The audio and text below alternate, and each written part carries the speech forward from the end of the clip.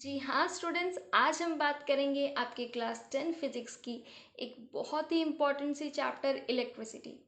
बहुत से बच्चों को ना ये चैप्टर बहुत डिफ़िकल्ट सी लगती है, लेकिन यकीन मानो अगर आप इसके बेसिक से कंसेप्ट्स को समझते चले जाओगे तो आपको ये चैप्टर उतना ही इंटरेस्टिंग लगेगा और लगना भी चाहिए, क्योंकि ये चैप्टर आपके हायर क्लासेस में बहुत बहुत इम्पॉर्टेंट रहेगा स्टूडेंट्स। ठीक है, तो इलेक्ट्रिसिटी होता क्या है? Electricity is the study of charges. Charges की पढ़ाई को, चार्जेस के स्टडी को हम कहते हैं इलेक्ट्रिसिटी।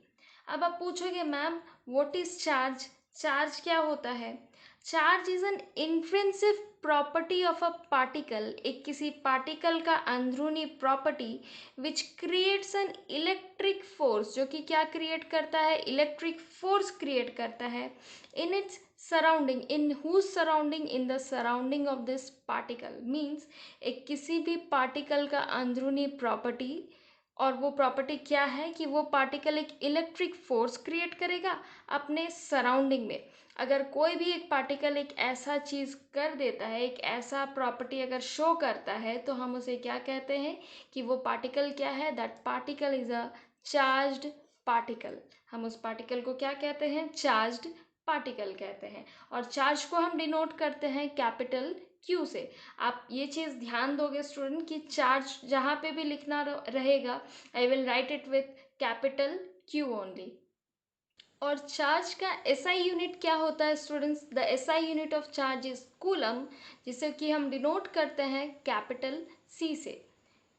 कूलम को हम हमेशा कैपिटल सी से ही डिनोट करते हैं स्टूडेंट, कभी भी गलती से भी उसे आप स्मॉल सी से नहीं डिनोट करोगे। ठीक है, तो चार्ज पार्टिकल्स बेसिकली दो तरह के होते हैं students, protons and electrons. Protons यानी कि पॉजिटिवली चार्ज पार्टिकल, और इलेक्ट्रॉन्स यानी कि नेगेटिवली चार्ज पार्टिकल। अब चार्ज पार्टिकल का एक वैल्यू रहता है student, one particular charge particle का वैल्यू रहता है, and that value is 1.6 into 10⁻⁻19 coulomb. Coulomb से हम डिनोट करते हैं ना चार्ज को, इसीलिए मैंने यहाँ पे कूलम लिख दिया है। तो ये एक पर्टिकुलर चार्ज का ये वैल्यू है। अगर आपको दो चार्ज का वैल्यू पूछा जाए तो आप क्या करोगे? इसे 2 से मल्टीप्लाई कर दोगे। अगर आपको तीन चार्ज का वैल्यू पूछा जाए तो आप इसे 3 से मल्टीप्लाई कर दोगे, एंड सो ऑन। ठीक है, तो इसे हम क्या कहते हैं? This is quantization. ये आप हायर क्लासेस में पढ़ोगे, लेकिन समझते जाओ कि एक पर्टिकुलर चार्ज का वैल्यू रहता है ये। तो अगर आपको एक पर्टिकुलर पॉजिटिव चार्ज का वैल्यू पूछा जाए, यानी कि अगर आपको एक पर्टिकुलर प्रोटॉन का वैल्यू पूछा जाए, so it's value will be plus 1.6 into 10⁻⁻19 coulomb. Plus रहेगा स्टूडेंट, क्योंकि ये पॉजिटिवली चार्ज है। वहीं पे अगर आपको एक इलेक्ट्रॉन का चार्ज पूछा जाए तो आप उसमें क्या बोलोगे? -1.6 into 10⁻⁻19 coulomb. This is the charge of an electron. अब एक बहुत ही इम्पॉर्टेंट सा और बहुत ही इजी सा प्रॉपर्टी चार्ज पार्टिकल्स का, जो आपको बहुत अच्छे से पता है student, and that is like charges जो रहते हैं, like these two are like charges. ये क्या करेंगे? आपस में रिपेल करेंगे। हमें पता है ना that like charges repel each other. वहीं पे अगर आपके पास दो नेगेटिव चार्ज भी रहेंगे तो ये दोनों भी क्या करेंगे? आपस में रिपेल ही करेंगे। लेकिन अगर आपके पास एक पॉजिटिव और एक नेगेटिव चार्ज रहे, मतलब अगर अनलाइक चार्जेस रहे आपके पास, तो ये चार्जेस हमेशा आपस में क्या करते हैं? This charges will attract each other, means like charges repel each other and unlike charges attract each other। ये तो आपको पता ही है। तो हमने क्या क्या पढ़ा है students? That electricity is the study of charges, means charges की पढ़ाई को हम कहते हैं इलेक्ट्रिसिटी। अब चार्ज क्या होता है? एक किसी भी पार्टिकल का अंदरूनी प्रॉपर्टी जो कि अपने सराउंडिंग में इलेक्ट्रिक फोर्स अप्लाई करेगा। चार्ज का एसआई यूनिट होता है कूलम, जिसे कि हम डिनोट करते हैं कैपिटल सी से। और हर एक चार्ज का वन पर्टिकुलर चार्ज का वैल्यू रहता है, and that value is 1.6 into 10⁻⁻19 coulomb. अगर आपको एक चार्ज का वैल्यू पूछा जाए तो दैट विल बी दिस। दो चार्ज का पूछा जाए तो इंटू 2 करोगे, और तीन चार्ज का पूछा जाए तो इंटू 3 करोगे। चार्ज दो तरह की होती है, प्रोटॉन्स एंड इलेक्ट्रॉन्स। प्रोटॉन्स यानी कि पॉजिटिवली चार्ज और इसीलिए इसका वैल्यू होगा +1.6 इंटू 10⁻⁻19 कूलम। और इलेक्ट्रॉन्स यानी कि नेगेटिवली चार्ज और इसीलिए इसका वैल्यू होगा -1.6 into 10⁻⁻19 coulomb. Positive charge ripple each other means like charges, दो अगर like charges positively positive positive दो चार्ज है मीन्स दोनों लाइक है, तो like charges ripple each other and unlike charges attract each other. ये तो आपको बहुत अच्छे से पता ही था। तो अब हम बात कर लेते हैं कंडक्टर्स और इंसुलेटर की। कुछ कुछ प्रॉपर्टी, कंडक्टर क्या होता है, इंसुलेटर क्या होता है, क्यों कंडक्टर से इलेक्ट्रिसिटी पास होता है और इंसुलेटर से क्यों नहीं पास होता, अब हम इसके बारे में थोड़ा सा डिस्कस कर लेते हैं। तो अब ये समझ लो स्टूडेंट्स कि मान लो आपको दो वायर दिए गए हैं, ठीक है, of same cross sectional area and same length. दो आपको वायर दिया गया है of same cross sectional area and same length, लेकिन एक जो है वो मेटल का बना हुआ है और दूसरा नॉन मेटल का बना हुआ है। तो दोनों में से करंट किससे पास होगा? Obviously this is a conductor, हम लोग को पता है तो इससे पास होगा, लेकिन कंडक्टर से करंट पास क्यों होता है ये हमें आज जानना है। तो ये समझ लो कि मेटल्स में भी तो ढेर सारे एटम प्रेजेंट है एंड नॉन मेटल के वायर में भी ढेर सारे एटम्स प्रेजेंट है। तो डिफरेंस कहाँ आता है कि जो मेटल का जो एटम होता है वो कंपैरेटिवली बड़ा होता है देन अ नॉन मेटल। तो यहाँ पे मैंने बना लिया एक मेटल का एटम और एक नॉन मेटल का एटम। वैसे तो ढेर सारे एटम्स प्रेजेंट होंगे मेटल में भी और नॉन मेटल में भी, लेकिन मैंने समझने के लिए बस एक ही है, एक एक एटम ही लिया है। तो मेटल मतलब हमें पता है इलेक्ट्रॉनिक कन्फिग्रेशन के हिसाब से, आप केमिस्ट्री में पढ़े हो कि ये ऑर्बिट में क्या रहते हैं, हर एक ऑर्बिट में ढेर सारे इलेक्ट्रॉन्स प्रेजेंट रहते हैं ना, ढेर सारे इलेक्ट्रॉन्स प्रेजेंट यहाँ पे भी रहेंगे और यहाँ पे भी रहेंगे ढेर सारे इलेक्ट्रॉन्स प्रेजेंट।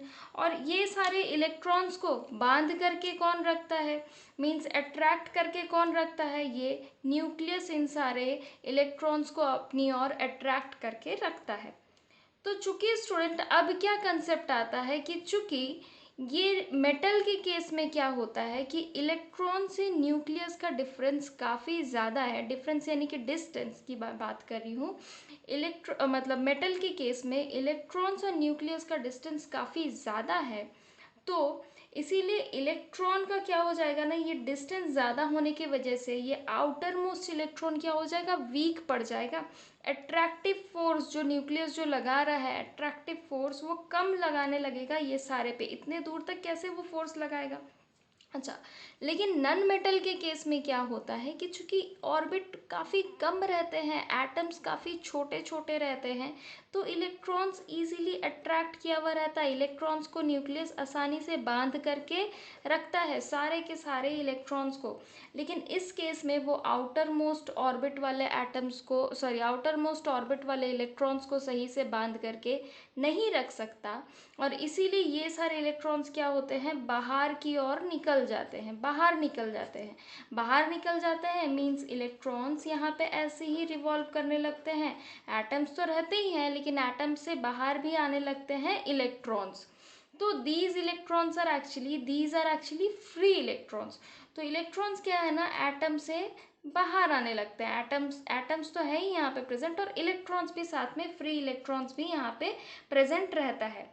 अभी क्या होता है कि यही सारे इलेक्ट्रॉन के प्रेजेंट रहने की वजह से ही क्या होता है कि यहाँ पे चार्ज यानी कि करंट यहाँ पे फ्लो हो सकता है। करंट को हम डिनोट करते हैं आई से, आगे हम पढ़ेंगे। तो यहाँ पे इसीलिए करंट फ्लो हो सकता है, क्यों, क्योंकि यहाँ पे इलेक्ट्रॉन्स प्रेजेंट है। तो करंट को कैरी करने के लिए, करंट जो यहाँ से फ्लो करेगा, तो करंट को कौन कैरी करेगा, करंट को कैरी करेगा ये इलेक्ट्रॉन्स। तो इजीली यहाँ से करंट फ्लो हो सकता है और यहाँ से करंट फ्लो इसीलिए नहीं हो सकता क्योंकि यहाँ पे करंट को फ्लो कराने के लिए कुछ है ही नहीं, यहाँ पे तो बस एटम्स प्रेजेंट है, तो करंट कैसे फ्लो होगा, तो इसीलिए वहाँ पे करंट फ्लो नहीं कर सकता। लेकिन यहाँ पे मेटल के केस में करंट इजीली फ्लो कर जाता है। तो अब हम बात कर लेते हैं कि करंट क्या है, व्हाट इज करंट। करंट को हम डिनोट करते हैं कैपिटल आई से, not with small I, capital I से डिनोट करते हैं, अभी अभी मैंने आपको बताया। तो करंट को हम डिनोट तो करते हैं कैपिटल आई से, लेकिन करंट होता क्या है? अब देखो मेटल के केस में ये जो इलेक्ट्रॉन्स फ्लो होगा, तो कितनी तेजी से इलेक्ट्रॉन्स फ्लो होगा। इलेक्ट्रॉन्स क्या है? चार्ज पार्टिकल्स है ना। इलेक्ट्रॉन्स और व्हाट? Charge particles. और चार्ज पार्टिकल्स को हम क्या से डिनोट करते हैं? क्यू से। तो इलेक्ट्रॉन्स कितनी तेजी से फ्लो होगा इससे, उसको हम क्या से डिनोट करते हैं? करंट से। Means current is the rate of flow of charges, means the rate of flow of charges is known as current. तो कितनी तेजी से पार होगा, यानी कि उसे हम क्या से डिनोट करेंगे? टाइम से। Rate of flow of charges यानी कि आप उसे टाइम से डिनोट करोगे। So the rate of flow of charges is known as current, यानी कि I is equals to Q by T. अब आपको यहाँ पे एक चीज़ समझना है कि Q, अब हम इसका SI यूनिट डिराइव करेंगे स्टूडेंट, ठीक है। तो I is equals to Q by T होता है। तो Q यानी कि चार्ज का यूनिट मैंने क्या बताया था? चार्ज को हम क्या से मेज़र करते हैं? कूलम से, यानी कि C से। और टाइम को हम क्या से मेज़र करते हैं? सेकेंड से, यानी कि S से। तो SI यूनिट ऑफ करंट क्या होगा? Coulomb per second. इसे आप ऐसा लिखो या फिर इसे आप लिखो कूलम पर सेकेंड, बात तो बराबर ही है ना। तो ऐसा unit of current is coulomb per second, या फिर हम इसे कह सकते हैं एम्पेयर भी आप इसे बोल सकते हो, क्योंकि हम करंट का मेजरमेंट को एम्पेयर्स के टर्म्स में भी लिखते हैं। एंड एम्पेयर का यूनिट भी यही रहता है, कूलम पर सेकेंड, या फिर ये बोलो कूलम पर सेकेंड, दोनों both are coulomb per second only. और एम्पेयर को हम डिनोट कैसे करते हैं? कैपिटल ए से। अच्छा, कभी कभी क्वेश्चन में पूछा जाता है student that what is 1 ampere. 1 ampere होता क्या है, ये पूछा जाता है। तो 1 एम्पेयर क्या होता है, ये आप क्या बोलोगे कि जब 1 कूलम ऑफ चार्ज फ्लो करता है 1 सेकेंड ऑफ टाइम में, तो उसे हम क्या बोलेंगे? 1 ampere. Means when 1 coulomb of charge flows in 1 second of time is known as 1 ampere. अच्छा, तो अब हम करंट को मेज़र क्या से करते हैं? मीन्स किसी भी सर्किट में, मतलब करंट तो ठीक है, करंट को हम डिनोट करते हैं, जैसे कि 2 यूनिट्स ऑफ करंट फ्लो हो रहा है तो उसे हम क्या बोलेंगे? 2 एम्पेयर ऑफ करंट फ्लो हो रहा है, या फिर आप बोल सकते हो 2 कूलम पर सेकेंड का करंट फ्लो हो रहा है।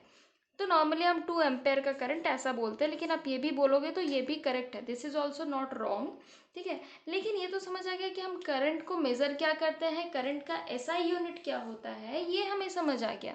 लेकिन अब हमें समझना है कि करंट को आप मेज़र क्या से करोगे। मीन्स अगर आप कोई भी एक सर्किट ले लोगे, इलेक्ट्रिक सर्किट, तो वो सर्किट में करंट कितना अमाउंट ऑफ फ्लो हो रहा है, ये आप मेज़र कैसे करोगे, ये हमें अब जानना है। तो किसी भी इलेक्ट्रिक सर्किट में करंट को मेज़र किया जाता है एमीटर से। Ammeter is a device that measures the current, that measures that how much current is flowing through that particular circuit. और एमीटर का क्या होता है? एमीटर को हम डिनोट करते हैं सर्किट में कुछ इस तरीके से। एमीटर के 2 टर्मिनल्स होते हैं, positive terminal and negative terminal, ठीक है। एमीटर के भी 2 टर्मिनल होते हैं, पॉजिटिव एंड नेगेटिव। अब आप एमीटर को हमेशा सर्किट में सीरीज कनेक्शन से जोड़ोगे। सीरीज कनेक्शन क्या होता है, पैरेलल कनेक्शन क्या होता है, ये हम थोड़े देर बाद ही डिस्कस करेंगे स्टूडेंट। लेकिन अभी के लिए आप बस याद रखो कि एमीटर को आप हमेशा सर्किट में जब भी लगाओगे, ऑब्वियसली आपको लगाना तो पड़ेगा ना कि सर्किट में कितना करंट फ्लो हो रहा है, ये जानने के लिए आपको एमीटर तो लगाना ही पड़ेगा। लेकिन आप हमेशा उसे कहाँ पे कैसे लगाओगे? सीरीज कनेक्शन से लगाओगे। तो यहाँ पे देखो मैंने कैसे लगाया है एमीटर को। तो ये हो गया अपने बैटरी का पॉजिटिव टर्मिनल, ये हो गया नेगेटिव टर्मिनल। करंट फ्लो होगा इस डायरेक्शन में, क्योंकि पॉजिटिव टू नेगेटिव डायरेक्शन ही करंट हमेशा फ्लो होता है। और यहाँ पे ये एमीटर तो मैंने बना दिया, लेकिन मैंने यहाँ तक अभी तक एमीटर का पॉजिटिव और नेगेटिव टर्मिनल मैंने यहाँ पे नहीं मेंशन किया है। तो यहाँ पे पॉजिटिव टर्मिनल कौन सा होगा और नेगेटिव टर्मिनल कौन सा होगा, ये हम कैसे पता करेंगे? तो एक चीज़ हमेशा याद रखना स्टूडेंट कि बैटरी के पॉजिटिव टर्मिनल से एमीटर का पॉजिटिव टर्मिनल कनेक्टेड रहता है, और बैटरी के नेगेटिव टर्मिनल से एमीटर का नेगेटिव टर्मिनल कनेक्टेड रहता है। This is actually series connection, यही है अपना सीरीज कनेक्शन में हम इसे कनेक्ट कर रहे हैं। ये तो ठीक है, चलो हम सीरीज कनेक्शन में तो पैरेलल वाला जब बताएंगे तो आपको समझ आ जाएगा।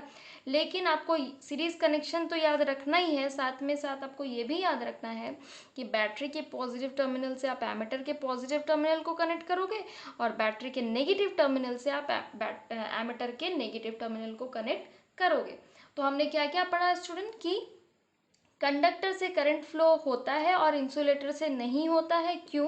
क्योंकि कंडक्टर के केस में क्या होता है, फ्री इलेक्ट्रॉन्स प्रेजेंट रहता है जो कि करंट को कैरी कर सकता है, और इंसुलेटर या फिर नॉन मेटल के केस में कुछ भी free electrons, free ions, nothing is present, only the atoms are present, so there is nothing such charge particles that will carry the current, जो कि करंट को कैरी कर पाएगा, तो इसीलिए यहाँ पे करंट नहीं होता है फ्लो। ठीक है।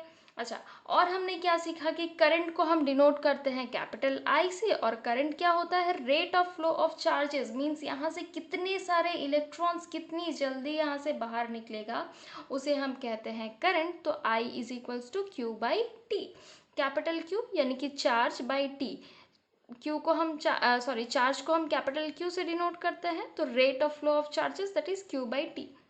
अच्छा, अब Q का ऐसा यूनिट होता है कूलम यानी कि C, और टाइम का ऐसा यूनिट होता है सेकेंड यानी कि कैपिटल S, इसीलिए करंट का ऐसा यूनिट हम बोल सकते हैं कूलम पर सेकेंड, ऐसा लिखो या फिर ऐसा लिखो, बोथ इज इक्वल, लेकिन हम इसे एम्पेयर से भी डिनोट करते हैं, that is coulomb per second को आप एम्पेयर भी लिख सकते हो वहाँ पे। So what is 1 ampere? 1 ampere क्या होता है, जब 1 कूलम ऑफ चार्ज फ्लो होता है 1 सेकेंड ऑफ टाइम में, तो उसे हम कहते हैं 1 ampere.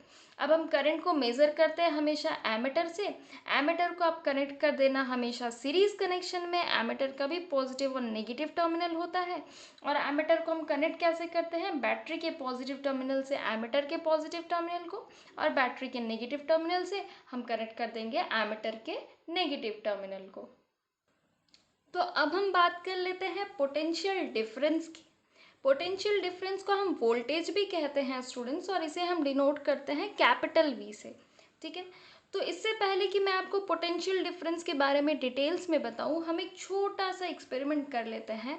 I have taken 2 beakers, मैंने 2 बीकर लिया है of same width and same height. ठीक है। और दोनों बीकर को मैंने कनेक्ट कर दिया है एक दूसरे से। अब ऐसा एज्यूम करो कि मैंने यहाँ पे क्या किया है कि एक बीकर में मैंने वाटर थोड़ा हाई लेवल तक भरा है, और एक बीकर में मैंने वाटर क्या किया है, थोड़ा नीचे तक भरा है। अब क्या होगा कि अगर मैं आपसे पूछूं कि क्या दोनों बीकर में वाटर का लेवल सेम रहेगा, क्या दोनों बीकर में वाटर एज इट इज इतने ही रहेंगे, या फिर क्या वाटर का लेवल चेंज होगा, मीन्स क्या बीकर ए और बीकर बी में वाटर इतने ही रहेंगे, या फिर क्या दोनों में वाटर का लेवल चेंज होगा? तो जी हाँ, वाटर का लेवल तो चेंज होना है ना। चेंज कैसे होगा? चेंज होगा, बीकर ए से बीकर बी तक जाएगा वाटर। क्यों? क्योंकि बीकर ए में है हायर पोटेंशियल और बीकर बी में है लोअर पोटेंशियल। ऐसा मैंने क्यों लिखा है? क्योंकि इसमें ज़्यादा पानी है तो मैंने इसे हायर पोटेंशियल लिख दिया, इसमें कम पानी है तो मैंने इसे लिख दिया लोअर पोटेंशियल। तो और चूंकि इसमें ज़्यादा पानी है तो इससे पानी किस में जाएगा, ए टू बी जाएगा। तो याद रखना, वाटर हमेशा higher potential to lower potential जाता है, लोअर टू हायर नहीं जाता है कभी भी। ठीक है। अब हम ये सेम कंसेप्ट यूज करेंगे स्टूडेंट्स, ये वाला आपको तो समझ आ गया एक्सपेरिमेंट बहुत अच्छे से। अब हम ये सेम वाला कंसेप्ट लगाएंगे एक इलेक्ट्रिक सर्किट में। अब अगर आप ये वाला सर्किट देखोगे स्टूडेंट्स, तो मैंने यहाँ पे क्या किया है, एक कंडक्टर लिया है, एक बैटरी लिया है, और दोनों को मैंने जोड़ दिया है विथ सम कनेक्टिंग वायर्स। तो बैटरी का ये हो गया पॉजिटिव टर्मिनल, ये हो गया नेगेटिव टर्मिनल, और आप सबको पता है कि कंडक्टर है तो यहाँ पे कुछ इलेक्ट्रॉन्स, फ्री इलेक्ट्रॉन्स तो प्रेजेंट रहेंगे ही, अभी मैंने थोड़ी देर पहले ही आपको बताया। तो अब ये समझो स्टूडेंट, इलेक्ट्रॉन्स यानी कि charge particles, and what kind of charge particle are they are negatively charged particle. तो यहाँ पे अभी क्या होगा कि चूंकि बैटरी का ये वाला टर्मिनल भी नेगेटिवली चार्ज्ड है और इलेक्ट्रॉन्स भी नेगेटिवली चार्ज्ड है, तो ये दोनों आपस में क्या करेंगे, अट्रैक्ट नहीं, अट्रैक्ट तो बिल्कुल भी नहीं करेंगे, ये दोनों आपस में क्या करेंगे, रिपेल करेंगे। तो इलेक्ट्रॉन्स किधर मूव होने लगेगा, इलेक्ट्रॉन्स मूव होने लगेगा इस डायरेक्शन में। क्यों? क्योंकि ये दोनों तो रिपेल करेंगे ना, तो इस एंड में जितने भी इलेक्ट्रॉन्स हैं सारे किधर मूव होने लगेंगे, सारे के सारे इलेक्ट्रॉन्स मूव होने लगेंगे इस डायरेक्शन में। अब अगर आपसे पूछा जाए कि इस कंडक्टर का हायर पोटेंशियल और लोअर पोटेंशियल कौन सा है, मीन्स दो एंड है ना कंडक्टर के, तो कंडक्टर का हायर पोटेंशियल वाला एंड कौन सा है और लोअर पोटेंशियल वाला एंड कौन सा है? तो यहाँ पे देखो वाटर कहाँ से कहाँ फ्लो हो रहा था, from higher potential to lower potential. तो इलेक्ट्रॉन्स अगर इधर से इस वाले एंड में जा रहा है तो इस वाले एंड को हम मान लेंगे, मतलब जिस एंड से जा रहा है उस एंड को मान लो हायर पोटेंशियल, और जिस एंड तक जा रहा है उस एंड को मान लो लोअर पोटेंशियल। ऐसा ही होता है एक्चुअली में, this is higher potential and this is lower potential. तो इलेक्ट्रॉन्स का फ्लो तो इधर से इधर हो रहा है। तो अब आती है यहाँ पे बात स्टूडेंट्स कि जिस डायरेक्शन में इलेक्ट्रॉन का फ्लो होता है, इलेक्ट्रॉन का डायरेक्शन और करंट यानी कि आई का direction, both are always opposite to each other. यानी कि अगर इलेक्ट्रॉन्स का फ्लो इधर से इधर हो रहा है तो करंट का फ्लो क्या होगा, इस डायरेक्शन में, मींस जस्ट ऑपोजिट डायरेक्शन में करंट अपना फ्लो करेगा। तो हमने यहाँ पे निकाल लिया ना कि करंट कैसे फ्लो होता है, और यहाँ पे हमें समझ आ गया कि इलेक्ट्रॉन्स किस डायरेक्शन में जाता है, from higher potential to lower potential, और इलेक्ट्रॉन्स के फ्लो होने के वजह से ही करंट फ्लो हो रहा है फ्रॉम दिस सर्किट। ठीक है, करंट फ्लो होता है इस डायरेक्शन में और इलेक्ट्रॉन्स फ्लो होता है from higher potential to lower potential. अब हम बात कर लेते हैं स्टूडेंट की पोटेंशियल डिफरेंस को हम मेज़र कैसे करते हैं। पोटेंशियल डिफरेंस को आप हमेशा मेज़र करोगे using a device called volt meter, जिसे कि हम डिनोट करते हैं इस तरीके से, जिसका भी एक पॉजिटिव और एक नेगेटिव टर्मिनल होता है, and this device is known as voltmeter. आप हमेशा पोटेंशियल डिफरेंस को वोल्ट मीटर से ही आप मेज़र करोगे। ठीक है, तो अब हम बताते हैं कि जैसे कि मैंने बताया था कि एमीटर को आप हमेशा हमेशा सर्किट में सीरीज में लगाओगे, वैसे ही पोटेंशियल डिफरेंस को आप हमेशा सर्किट में पैरेलल में लगाओगे, सीरीज कॉम्बिनेशन में नहीं बल्कि पैरेलल कॉम्बिनेशन में लगाओगे। अब देखो स्टूडेंट्स, यहाँ पे मैंने ले लिया है एक सर्किट। इस सर्किट में मैंने कनेक्ट किया एक वोल्ट मीटर, एक एमीटर, एक बल्ब और एक बैटरी को मैंने कनेक्ट किया है यूजिंग कनेक्टिंग वायर्स। बैटरी का ये हो जाएगा पॉजिटिव टर्मिनल और ये हो जाएगा नेगेटिव टर्मिनल। एमीटर को हम हमेशा कैसे कनेक्ट करते हैं, positive terminal of the battery is connected to the positive terminal of the ammeter, यानी कि ये पॉजिटिव टर्मिनल है तो ये भी पॉजिटिव टर्मिनल से ही कनेक्टेड रहेगा, और negative terminal is connected with the negative terminal of the ammeter. ये आप हमेशा याद रखोगे, ठीक है, कि एमीटर के पॉजिटिव टर्मिनल को आप बैटरी के पॉजिटिव टर्मिनल से ही कनेक्ट करोगे, और एमीटर के नेगेटिव टर्मिनल को आप हमेशा बैटरी के नेगेटिव टर्मिनल से ही कनेक्ट करोगे। ठीक है, तो यहाँ तक तो मैंने कर लिया। तब करंट कैसे फ्लो होगा, इस डायरेक्शन में, और एमीटर को मैंने सीरीज में कनेक्ट किया है। हमें देखना है कि वोल्ट मीटर को हमने यहाँ पे कैसे कनेक्ट किया है। वोल्ट मीटर को आप देखो मैंने पैरेलल में कनेक्ट किया है across the end of this bulb. हमें बल्ब का वोल्टेज मेजर करना है, इसीलिए हमने यहाँ पे क्या किया है, बल्ब के एंड के अक्रॉस में मैंने वोल्ट मीटर को कनेक्ट किया है, और करंट यहाँ पे फ्लो होगा कुछ इस डायरेक्शन से होकर के करंट यहाँ से फ्लो होता हुआ आ जाएगा। ठीक है, तो करंट आई इस सर्किट में फ्लो हो रहा है। तो अब हम जान लेते हैं स्टूडेंट्स की पोटेंशियल डिफरेंस को हम डिफाइन कैसे करते हैं। पोटेंशियल डिफरेंस यानी कि V is defined as work done per coulomb of charge. इसका मतलब है कि कितना वर्क डन हो रहा है पर coulomb of charge. This is actually potential difference. Potential difference का ये हमें एक और नया सा फॉर्मूला मिल गया students, that is work done per coulomb charge को हम डिनोट करते हैं विथ मतलब this is the definition of actually potential difference. अब आप यहाँ पे अच्छे से समझो, हम यहाँ पे इसका SI यूनिट डिराइव करेंगे स्टूडेंट। ठीक है, तो W यानी कि वर्क डन को हम डिनोट करते हैं जूल से, और Q तो अभी अभी मैंने बताया Q को डिनोट किया जाता है कूलम से, यानी कि पोटेंशियल डिफरेंस को आप डिनोट कर सकते हो जूल पर कूलम, ऐसा लिखो, या फिर आप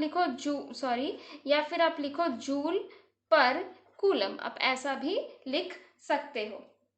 ठीक है, अब एक और बहुत ही ज़्यादा इम्पॉर्टेंट और बहुत ही ज़्यादा इंटरेस्टिंग सा चीज़ है स्टूडेंट, ये आप समझते जाओ कि ये जो मैंने सर्किट लिया, यहाँ पे करंट क्यों फ्लो किया? क्योंकि इलेक्ट्रॉन्स फ्लो कर रहा था। नन मेटल में इलेक्ट्रॉन्स ही नहीं प्रेजेंट रहता है, कोई भी फ्री इलेक्ट्रॉन नहीं रहता है, इसीलिए नन मेटल के केस में कोई भी करंट नहीं फ्लो हो पाता। तो यहाँ पे पहले high potential to low potential तक इलेक्ट्रॉन्स फ्लो किया, इसी की वजह से करंट फ्लो कर पा रहा है। तो अगर ये पोटेंशियल डिफरेंस मींस यहाँ पे ये जो वाटर जो था, इस वाटर लेवल को अगर आप और ज़्यादा बढ़ा दोगे तो क्या होगा? तो पानी और तेज़ी से इसमें जाने लगेगा। बीकर ए का वाटर लेवल को अगर आप और बढ़ा दो तो बीकर बी में वाटर क्या होगा? और तेज़ी से जाने लगेगा। यानी कि अगर आप यहाँ का भी पोटेंशियल डिफरेंस को और बढ़ा दो तो करंट क्या होगा? और तेज़ी से फ्लो होने लगेगा। मीन्स अगर आप पोटेंशियल डिफरेंस यानी कि V को अगर आप बढ़ा दो तो करंट क्या होगा? और भी ज़्यादा तेज़ी से फ्लो होने लगेगा। यहाँ से आप पता कर सकते हो कि V is directly proportional to I। V और I दोनों क्या है? डायरेक्टली प्रोपोर्शनल है। और डायरेक्टली प्रोपोर्शनलिटी मतलब कोई सा भी प्रोपोर्शनलिटी साइन को अगर हम हटाते हैं तो हमें लगाना पड़ता है एक कांस्टेंट, और वो कांस्टेंट हम यहाँ पे लगा लेते हैं R। और R का मतलब है यहाँ पे रेजिस्टेंस। तो R का मतलब है रेजिस्टेंस, और रेजिस्टेंस के बारे में हम थोड़े देर बाद हम फिर डिस्कस करेंगे पूरा डिटेल्स में कि रेजिस्टेंस क्या होता है, इसका काम क्या रहता है, इसके बारे में सब कुछ हम जान लेंगे थोड़े ही देर बाद। लेकिन उससे पहले आप जान लो कि R V is equals to R I को आप लिख सकते हो, V is equals to I R भी लिख सकते हो। And this is Ohm's law, इसी को हम कहते हैं स्टूडेंट ओम्स लॉ। ठीक है। और ओम्स लॉ के हिसाब से ओम्स लॉ डिराइव कहाँ से हुआ? V directly proportional to I से। मीन्स अगर आप इन दोनों के लिए अगर आप एक ग्राफ प्लॉट करोगे स्टूडेंट, अगर आप इन दोनों का एक ग्राफ प्लॉट करोगे मतलब V और I का अगर आप ग्राफ प्लॉट करोगे तो आपको किस तरह का ग्राफ मिलेगा? जैसे जैसे V का वैल्यू इंक्रीज होगा वैसे वैसे ही I का वैल्यू भी इंक्रीज होगा, तो हमें मिलेगा कुछ इस तरीके का ग्राफ। ठीक है। तो आपको यहाँ तक अच्छे से समझ आ गया होगा कि करंट क्यों फ्लो होता है। Because of the flow of electrons ही करंट फ्लो होता है, और यहाँ पे higher potential to lower potential जा रहा है इलेक्ट्रॉन्स, इसीलिए करंट यहाँ से फ्लो हो रहा है अपोजिट डायरेक्शन में। क्योंकि मैंने बताया कि इलेक्ट्रॉन्स का फ्लो होने का जो डायरेक्शन रहता है और करंट का फ्लो होने का जो डायरेक्शन रहता है ये जस्ट अपोजिट रहता है। तो पोटेंशियल डिफरेंस को हम मेजर कैसे करते हैं? Across the end of any conductor bye connecting a volt meter. अच्छा, वोल्ट मीटर के केस में पॉजिटिव और नेगेटिव टर्मिनल भी यहाँ पे था, तो हमें यहाँ पे भी पॉजिटिव और नेगेटिव टर्मिनल लगाना पड़ेगा ना। तो पॉजिटिव और नेगेटिव टर्मिनल आप लगाओगे कैसे? जो बैटरी का जो पॉजिटिव टर्मिनल जा रहा है उसे आप वोल्ट मीटर के पॉजिटिव टर्मिनल से कनेक्ट कर दोगे, और बैटरी के नेगेटिव टर्मिनल को वोल्ट मीटर के नेगेटिव टर्मिनल से कनेक्ट कर दोगे। तो ये वोल्ट मीटर भी अपना डन है। तो ये वोल्ट मीटर किसके क्रॉस करंट को वोल्टेज या फिर पोटेंशियल डिफरेंस को मेजर करेगा? ऑफ दिस बल्ब का वो पोटेंशियल डिफरेंस या फिर वोल्टेज जो भी हो उसे मेजर करेगा। पोटेंशियल डिफरेंस को हम डिफाइन कैसे करते हैं? It is defined as the work done per coulomb charge. कितना वर्क हो रहा है एक कूलम ऑफ चार्ज को मूव कराने के लिए, उसे हम कहते हैं पोटेंशियल डिफरेंस, जैसे कि हम जूल पर कूलम होता है इसका एसआई यूनिट। और हमने यहाँ पे क्या देखा? जैसे जैसे आप पोटेंशियल डिफरेंस को इंक्रीज करोगे, मीन्स अगर आप पोटेंशियल डिफरेंस को और ज़्यादा इंक्रीज करोगे तो करंट क्या होगा? और भी ज़्यादा तेज़ी से फ्लो होगा। यानी कि V is directly proportional to I, और प्रोपोर्शनलिटी साइन को हटाने के लिए हमने R लिखा था, R फॉर रेजिस्टेंस। रेजिस्टेंस के बारे में हमें आगे पढ़ना है, और यहीं से हम डिराइव कर सकते हैं अपना Ohm's law, that is V is equals to I R। And this law is very very very important students. और आप यहाँ पे ये भी समझ सकते हो कि ओम्स लॉ का ग्राफ आप कैसे प्लॉट करोगे, मीन्स VI ग्राफ आप कैसे प्लॉट करोगे यहाँ पे, कि आपको एक इस तरीके का एक स्लोप वाला आपको एक ग्राफ मिल जाएगा। तो students, if you like this video please do subscribe our channel and share it.